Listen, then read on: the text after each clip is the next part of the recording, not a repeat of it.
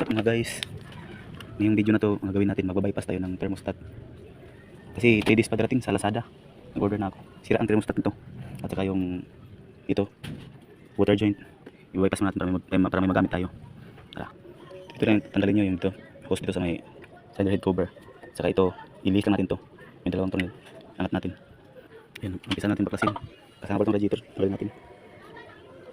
Guys, nabakas natin yung radiator. Yun. Ito lang yung mga radiator hose, tanggalin natin.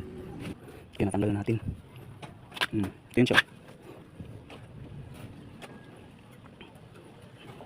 Bit na natin. Ito siya guys, sira na talaga siya. Kasi nagpakulo ng tubig. Binuhusan ko ayaw mag-open. Kasi ito, pag nakasinso ng sobrang init, kusang mabubukas ito dito. Diyan dahil lalabas yung coolant punta sa, simula sa radiator, puntang ano. So yun, makina. Kailangan natin ito para i-bypass natin. Yan bang bypass yung dulo ng spark plug, oh. Yan. Yun na to, bypass natin, ipapasok natin dito. Yan, kita ba? Yan, pasok natin. Guys, nakalang ko na. Ito yun.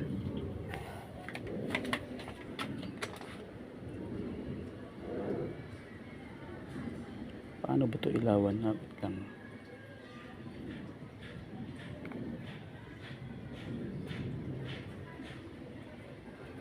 Ayun. Yan. Bali ang ginamit ko nito yung dulo ng spark plug.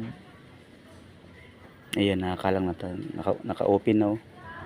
Papasok ng coolant dito. Okay.